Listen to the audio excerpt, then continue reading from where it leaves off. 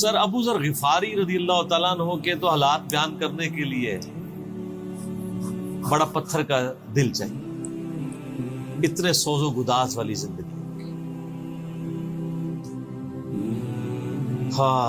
جامعہ ترمذی میں حدیث ہے، نبی صلی اللہ علیہ وآلہ وسلم نے ارشاد فرمایا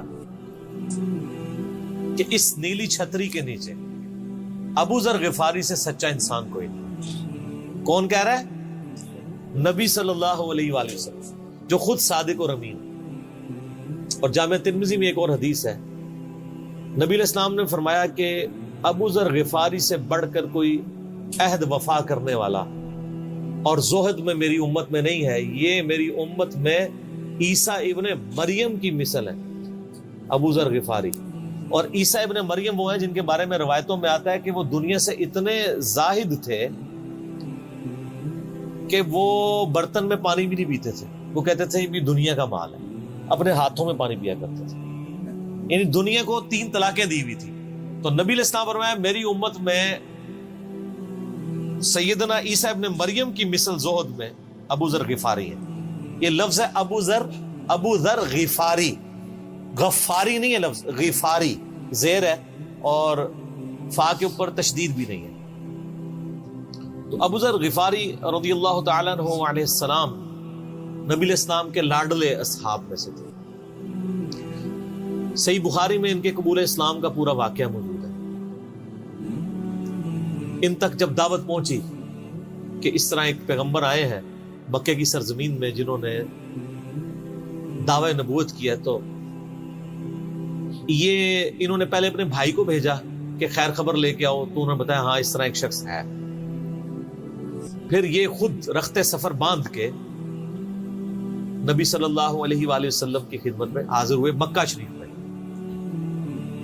تو صحیح بخاری میں آتا ہے کہ یہ گئے یعنی مکہ شریف میں، اب ڈر بھی رہے تھے، میں کیونکہ ان کو پتا تھا کہ نبی علیہ السلام کی مخالفت بھی بہت زیادہ ہے، کہ اگر میں کسی سے نبی علیہ السلام کے بارے میں پوچھا تو ہو سکتا ہے میرے ساتھ کوئی ایسی ایکٹیویٹی پرفارم نہ کر دے۔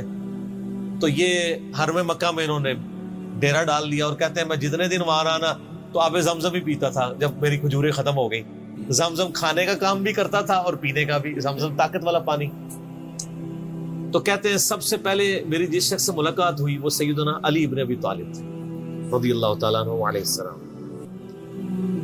تو کہتے ہیں حضرت علی نے جب مجھے آبزرو کیا نا تو مجھے اپنے ساتھ گھر لے گئے، کہ پردیسی ہے، کھانا شانا کھلایا، رات ٹھہرایا۔ کہتے ہیں نہ انہوں نے مجھ سے پوچھا کہ کس لیے آئے ہو، نہ میں نے ان کو بتایا۔ یہ میں آپ کو اخلاقیات بتا رہا ہوں کہ دعوت کا کام کتنا ٹھنڈے کر کے کرنا پڑتا ہے۔ آپ تو کہتے ہیں پہلے دن ہی کسی کو رفع الیدین شروع کروا دیں، اتنا آسان نہیں ہوتا یہ۔ تو دوسرا دن بھی اسی طرح گزرا، تیسرا دن بھی۔ تو 3 دن کے بعد ابو ذر غفاری نے خود حضرت علی پہ اعتماد کیا اور ان کو اندازہ ہوا کہ یہ بڑا، تو انہوں نے کہا میں یعنی، اور حضرت علی نے بھی ایکسپوز نہیں کیا کہ میں نبی علیہ السلام کے قریبی لوگوں میں سے ہوں۔ تو ان کا کہ مجھے تم ایک اچھے انسان لگے ہو تو میں اس کام کے لیے آیا ہوں، تو تم مجھے گائیڈ کرو محمد ابن عبداللہ کے بارے میں ان سے ملنا چاہتا ہوں صلی اللہ علیہ وسلم۔ تو سیدنا علی نے کہا کہ واقعی وہ تو اللہ کے پیغمبر ہیں اور اس طرح۔ تو پھر وہ حضرت ابو ذر غفاری کو نبی علیہ السلام کے پاس لے گئے، نبی علیہ السلام کے پاس تھوڑی دیر بیٹھے، انہوں نے اسلام قبول کر لیا۔ اور سر اسلام کیا قبول کیا، اتنا اعلیٰ درجے کا ایمان۔ نبی علیہ السلام فرمایا تم اپنے قبیلے میں واپس چلے جاؤ، جب مکے میں ہمارا غلبہ ہوگا یا کوئی اللہ تعالیٰ راہ نکالے گا، ابھی تو جو بھی اسلام قبول کرتا ہے اس کی پھینٹی لگتی ہے، تو میں کوئی نہ کوئی تمہیں مطلب بتا دوں گا، ابھی تم اپنا ایمان پوشیدہ رکھو، اپنے علاقے میں چلے جاؤ۔ ان کا یا رسول اللہ ایسے نہیں ہو سکتا۔ وہ جناب آگے مکے خانہ کعبے کے اندر آ کے انہوں نے کہا میں گواہی دیتا ہوں کہ اللہ ایک ہے اور محمد صلی اللہ علیہ وسلم اس کے رسول ہے۔ تو مشرکین عرب ان پہ ٹوٹ پڑے، خوب مارا، حتیٰ کہ عباس بن عبد المطلب جو اس وقت تک مسلمان نہیں ہوئے تھے، نبی علیہ السلام کے چچا تھے، لیکن چونکہ بنو ہاشم سے تھے اور بنو ہاشم آپ کو پتہ ہے متولی تھے کعبہ شریف کے، انہوں نے اپنے آپ کو ابو ذر غفاری کے اوپر گرا لیا کہ تاکہ ان کو کوئی مارے نہ۔ انہوں نے کہا تمہیں پتہ نہیں ہے قبیلہ یعنی غفاری قبیلے سے تعلق رکھتا ہے تو اس کے قبیلے کے لوگ آ کے یہاں پہ لڑائی کریں گے ہم سے، کیونکہ قبائلی سسٹم تھا نا، اس میں یہ نہیں دیکھا جاتا تھا کہ اس کا مذہب کیا ہے، پہلے نمبر پہ دیکھا جاتا ہے یہ ہمارے قبیلے کا ہے، تم نے ہمارے قبیلے کے بندے کو مارا ہے، تمہیں نہیں چھوڑیں گے۔ اسی وجہ سے آپ دیکھیں نا، بنو ہاشم اسلام قبول نہ کرنے کے باوجود نبی علیہ السلام کی پشت میں تو کھڑے رہے نا، اور یہ پہلے بھی ہوتا رہا۔ قرآن حکیم میں آتا ہے نا کہ شعیب علیہ السلام کی قوم کیا کہتی ہے، اے شعیب اگر تیرا قبیلہ تیرے ساتھ نہ ہوتا کب سے تیرا کام کر چکے ہوتے۔ اس لیے انبیاء ڈومیننٹ قبائل میں آتے ہیں، جو شریف النفسی والے ہوتے ہیں، جن میں ایک سسٹم ہوتا ہے پورا۔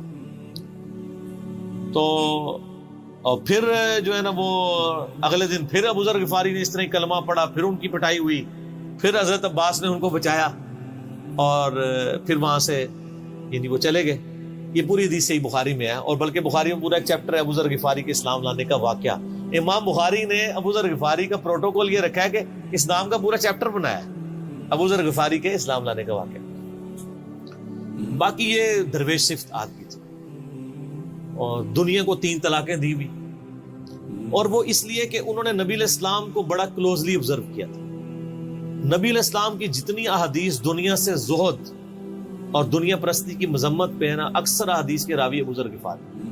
چونکہ انہوں نے نبی علیہ السلام کو بڑا کلوزلی آبزرو کیا تھا، تو اس لیے وہ صحابہ کرام پہ جب دنیا کے خزانے کھول دیے گئے، اور بعض اصحاب اور بعض تابعین میں انہوں نے جب دنیا کی محبت میں غلبہ اور عیاشی کا لیول دیکھا تو ان سے وہ برداشت نہیں ہوتا تھا۔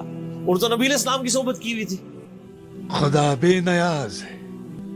وہ کہتے تھے یہ دیکھو یار، ہم لوگ تو فاقے کرتے تھے، اور ہمارا پیغمبر ہمیں یہاں تک تعلیمات دیتا تھا کہ اے اللہ محمد اور آل محمد کو بس اتنا ہی رزق دینا کہ روح اور جسم کا رشتہ برقرار رہے۔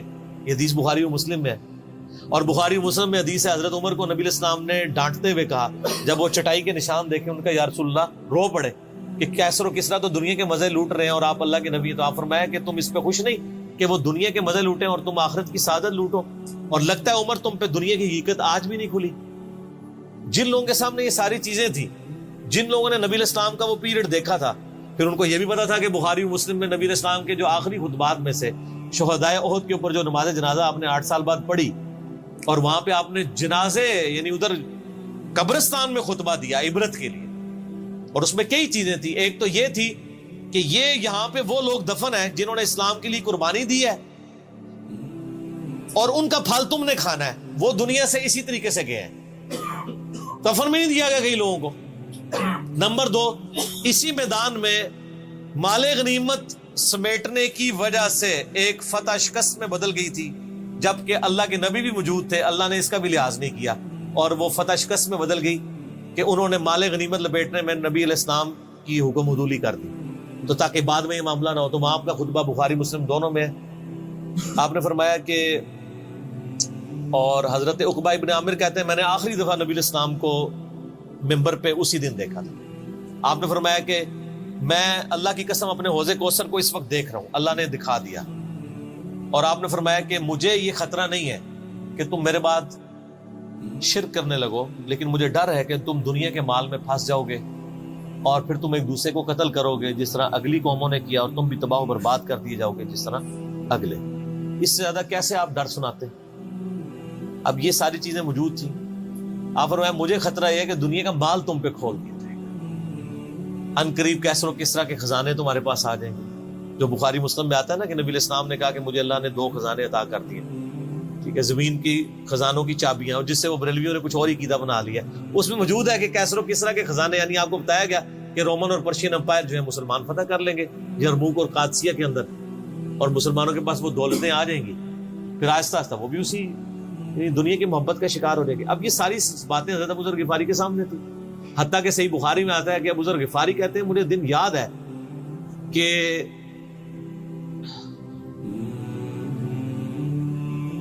نبی علیہ السلام نے فرمایا کہ ابو ذر وہ احد پہاڑ دیکھ رہے، تو کہتے ہیں میں نے احد پہاڑ کی طرف دیکھا، اور میں یہ سوچ رہا تھا کہ ابھی مجھے آپ کسی کام کے سلسلے میں وہاں بھیجیں گے، دن کا وقت تھا، تو میں اپنے ذہن میں یہ اندازہ لگانا شروع کر دیا کہ کوئی کام بتائیں گے تو میں یہ پہنچ کے واپس کتنی دیر میں آؤں گا، لیکن آپ نے یہ بات نہیں کرنی تھی۔ آپ نے فرمایا کہ اگر یہ سارا پہاڑ جو کئی کلومیٹرز پہ پھیلا ہوا ہے، آج بھی وہ پہاڑ موجود ہے مدینہ شریف میں، مسجد نبی سے بھی نظر آتا ہے، اور جو شہدائے احد کا قبرستان ہے اس کی بالکل بیک سائڈ پہ کئی کلومیٹرز پہ پھیلا ہوا، اگر یہ سارا سونے کا ہو تو آپ علیہ السلام فرمایا کہ میں سب کا سب اللہ کی راہ میں فوراً شام سے پہلے خیرات کروں۔ اپنے پاس میں 2 یا 3 دینار ہی رکھوں صرف، یعنی جو ٹوٹل زندگی گزارنے کے سب خیرات کر۔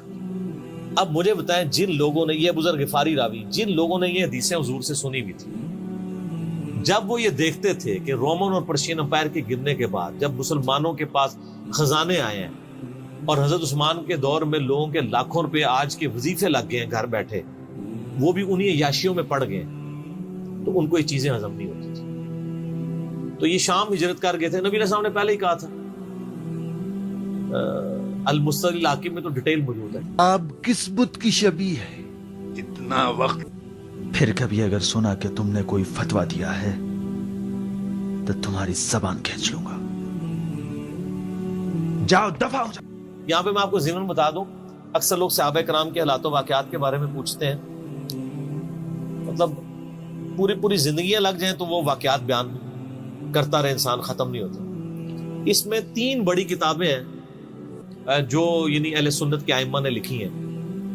اس میں جو ٹاپ آف دا لسٹ کتاب ہے وہ ہے اسد الغابہ۔ امام ابن اثیر المتوفی 630 ہجری نے 8000 صحابہ کے حالات و واقعات جمع کیے ہیں اس کے اندر۔ یہ اردو میں ترجمہ ہو چکا ہے شرح کے ساتھ۔ اس کی شرح لکھی ہے الاصابہ، امام ابن حجر اسقلانی نے، المتوفی 852 ہجری۔ 8000 صحابہ کے حالات و واقعات، یہ سب سے بڑا ذخیرہ ہے ہمارے پاس۔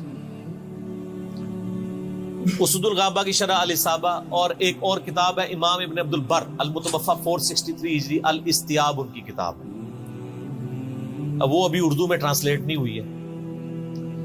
اور اس کے علاوہ فضائل صحابہ جو چیپٹر ہیں بخاری میں، مسلم میں، وہ آپ کو چند ایک واقعات ملیں گے۔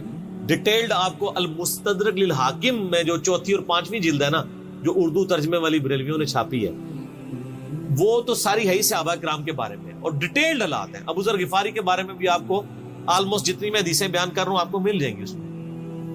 اس میں یہ حدیث نبی علیہ السلام نے، یعنی یہ حدیث ہے المستدرک للحاکم میں صحیح سند سے، کہ فرمایا آپ علیہ السلام نے کہ ابو ذر تیرا کیا حال ہوگا جب تو بھوسا لوگوں میں رہ جائے گا، اور آپ نے یوں انگلیاں ڈالی۔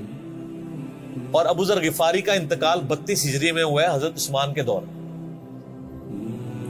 یہ بات عبداللہ بن عمر بن عاص کے بارے میں نہیں کہی تھی؟ وہ بھی ہے، وہ تو صحیح بخاری میں ہے۔ عبداللہ بن عمر بن عاص کو نبی علیہ السلام نے فرمایا تھا کہ تو بھوسا لوگوں میں رہ جائے گا۔ سیم الفاظ حضرت ابو ذر غفاری کے بارے میں حاکم میں ہے۔ آپ مستدرک الحاکم کا چیپٹر کھول، وہ تو یزید کے دور تک گئے تھے نا، یہ حضرت عثمان غنی کے دور میں بہت ہوئے۔ انہیں حضرت عثمان غنی برے نہیں تھے نعوذ باللہ، یعنی ان کے دور میں عیاشی کا لیول لوگوں کا یہ ہو گیا تھا۔ تو یہ یعنی اس میں پھر حدیث میں الفاظ ہیں نبی علیہ السلام سے، پھر انہوں نے کہا یا رسول اللہ میں کیا کروں، تلوار اٹھا لوں؟ آپ فرمایا صبر کرنا اور اپنی زبان سے تم حق بات کی تلقین کرتے رہنا، پھر آپ کو حاکم میں ملے گا۔ نبی علیہ السلام فرمایا کہ ان قریب تمہیں مدینے سے نکال دیا جائے گا، شام چلے جاؤ گے وہاں سے بھی نکال دیا جائے گا، اور سارے ایک بڑی دردناک حدیث ابو ذر غفاری کے پاس، وہ حاکم میں ہی ہے، المستدرک الحاکم میں۔ ہاں غزوہ تبوک آپ کو پتا ہے ایک ایسا غزوہ تھا جس میں جو شرکت نہیں کرے گا وہ منافق ڈکلیئر ہوگا، قرآن میں فتویٰ آ گیا تھا۔ اس سے پہلے کبھی نفیر عام نہیں تھی، یہ پہلا اور آخری موقع تھا، کیونکہ رومن امپائر سے ٹکرانا تھا، سپر پاور تھی دنیا کی، 1.5 لاکھ کی فوج لے کے کیسرے روم بارڈر پہ آ گیا تھا عرب کے۔ تو نبی علیہ السلام نے اناؤنسمنٹ کی کہ بھئی اب سب نے جانا ہے، جو نہیں جائے گا منافق شمار ہوگا، الا یہ کہ کسی کے پاس ریسورسز نہ ہو، یا کوئی مریض ہو، یا کوئی عورت ہو، یا کوئی معذور ہو۔ منافقین آگے بہانے کر رہے تھے، کچھ سادہ لوگ مسلمان بھی اس کا حصہ بن گئے۔ بخاری مسلم میں 3 اصحاب کی توبہ کا واقعہ بھی موجود ہے، وہ بھی میری ویڈیو ریکارڈڈ ہے۔ تو کعب بن مالک کی رضی اللہ تعالیٰ عنہ علیہ السلام، کچھ لوگ جو ہے وہ یعنی اپنے ان معاملات کی وجہ سے کچھ پیچھے بھی رہ گئے۔ تو المستدرک الحاکم میں آتا ہے کہ صحابہ کرام کہتے ہیں کہ ہم نبی علیہ السلام کے ساتھ سفر پہ نکلے نا جب، تو نبی علیہ السلام کو آگے کوئی بتاتا تھا، کہتا تھا یا رسول اللہ وہ جو فلاں بندہ تھا نا وہ بھی کوئی نہیں آیا، پیچھے رہ گیا۔ تو آپ علیہ السلام پرواہ نہیں کرتے تھے۔ پھر بتایا گیا یا رسول اللہ وہ بھی کوئی نہیں، یعنی جڑے نعرے مارتے سن اچے اچے، جدوں ایتھے کسی دسیا جائے گا سر وہ تہاڈا پکا جڑا یار ہے بیلی وہ بھی کوئی نہیں جائے، تو حضور علیہ السلام کو لوگ نا فیڈ بیک دیتے یا رسول اللہ وہ بھی غائب ہے، وہ بھی نہیں آیا. اب 30,000 کے لشکر میں آپ نے کوئی ریکارڈ تو نہیں رکھا تھا، رجسٹر تھا، لیکن کدھر 30,000 بندوں میں کدھر کوئی رکھ سکتا ہے صاحب اس طرح؟ یا رسول اللہ وہ بھی رہ گیا، وہ بھی. تو حضور علیہ السلام کہتے ٹھیک. آپ فرماتے تھے اللہ چاہے گا تو آ جائے گا، نہیں آئے گا تو نہیں آئے.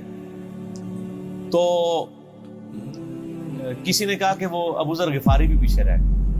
آیا اور ابو ذر کو اس کے اونٹ نے روک لیا. اونٹ ہی نہیں اٹھ رہا تھا نا سر، وہ آپ کو گاڑی تو نہیں ہے نا جو سٹارٹ کر لیں گے آپ. اونٹ چلنے سے انکار کرتے ہیں، وہ کر سکتا ہے. اور سر سفر کتنا ہے؟ 700 کلومیٹر. 700 کلومیٹر کا ریگستانی سفر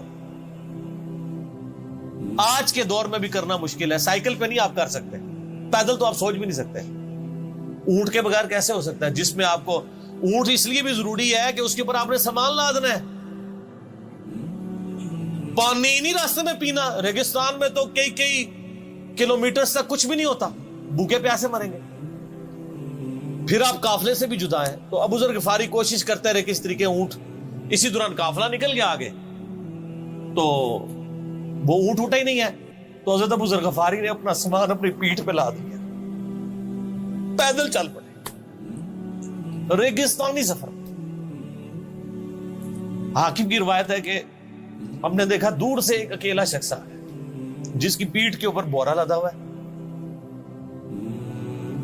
تو نبی علیہ السلام کی آپ محبت دیکھے، آپ نے فرمایا کہ تو ابو ذر ہو جا، یعنی جو آنے والا شخص ہے تو ابو ذر ہو.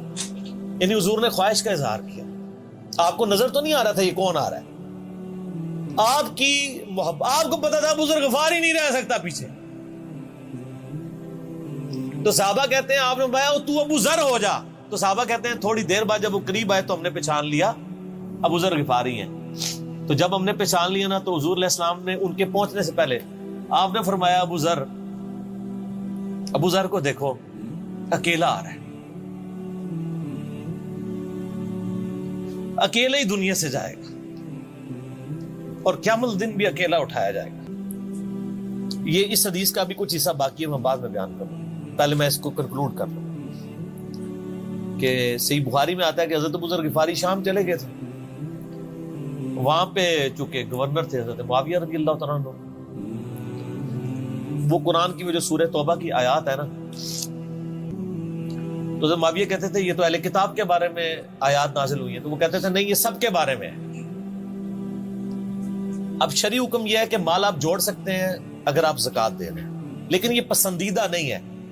طریقہ نبوت یہ نہیں ہے. نبی علیہ السلام نہیں جوڑ سکتے تھے، پوری زندگی زکوٰۃ دینے کی نوبت نہیں آئی ہے. حالانکہ خمس ملتا تھا، خیرات کرتے تھے. ابو ذر غفاری کا جھگڑا یہ تھا کہ تم تو نبی کے اصحاب ہو، تم لوگوں کو یہ زیب ہی نہیں دیتا کہ تم لوگ اس طرح کے محلات میں رہو اور اس طرح مال جوڑو. تو اب چونکہ سینئر صحابی تھے، ان کو ہاتھ ڈالنا بھی آسان نہیں تھا. پھر نبی علیہ السلام نے فرمایا ہو کہ اس سے زیادہ سچا انسان ہی کوئی نہیں. تو حضرت معاویہ نے خط لکھا حضرت عثمان کو کہ جی اس بندے سے میری جان چھڑائے نا، اس کو آپ واپس بلائیں. حضرت معاویہ نے جب خط لکھا تو حضرت عثمان نے ان کو کہا تم مدینہ شریف واپس آ جاؤ. جان لو. مدینہ شریف جب یہ واپس آئے تو صحیح بخاری میں آتا ہے کہ لوگوں کا جھمگٹا لگ گیا ابو ذر غفاری کے گرد. لوگوں کو پتا تھا یہ تو بڑا زہد والا بندہ ہے.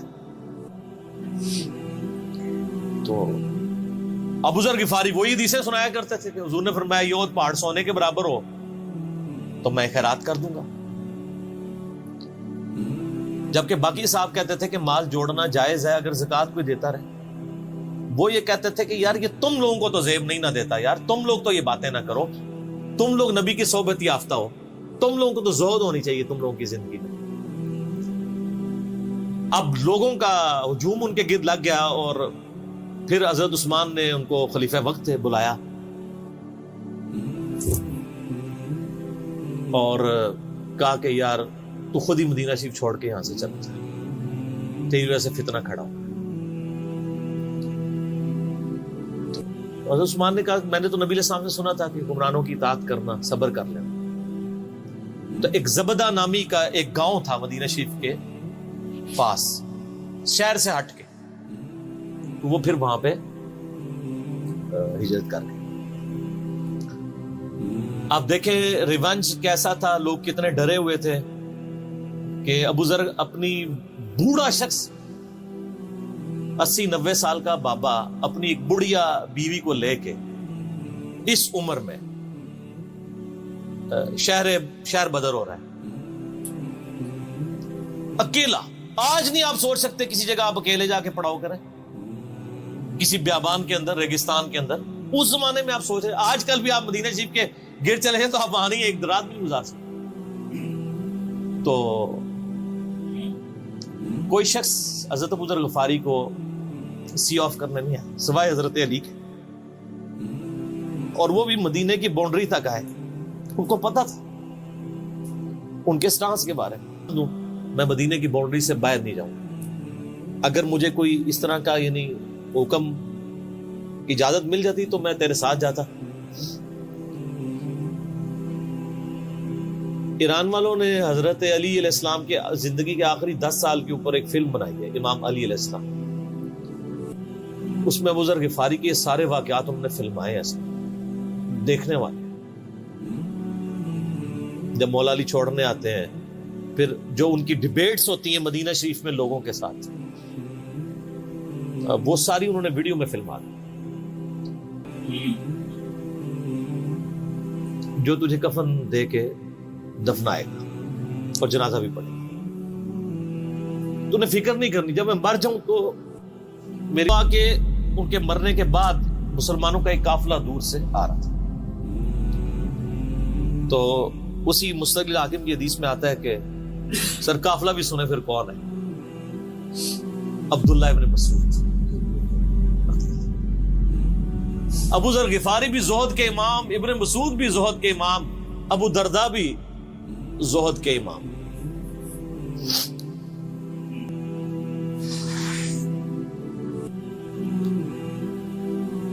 ابن مسعود رضی اللہ تعالیٰ عنہ جب وہاں پہ رکے, ان کو تو نہیں پتا تھا یہ کون ہے. تو انہوں نے کہا بی بی کیا وہ, ان کا میرا خامند مر گیا ہے. ان کا یہ کون ہے؟ تو انہوں نے کہا ابو ذر غفاری. عبداللہ ابن مسعود کی چیخ نکل گئی, چیخ ماری انہوں نے. ان کا واہ, اللہ کے نبی نے فرمایا تھا کہ ابو ذر اکیلا آ رہا ہے تبوک کے موقع پہ, دنیا سے بھی اکیلا جائے گا, اور قیامت والے دن بھی اکیلا اٹھائے گا. یعنی اب اسی سرزمین سے ہی اس نے اٹھنا ہے نا, ہر بندے نے اپنی قبر سے اٹھنا ہے. یعنی وہ مسلمانوں کے قبرستان میں بھی دفن نہیں. ایک یہ جو مزار کی رٹ لگائے پھرتے ہیں, میں ان سے پوچھتا ہوں تمہارے بابوں کی کیا اوقات ہے؟ ابو ذر غفاری کا مزار دکھاؤ کدھر.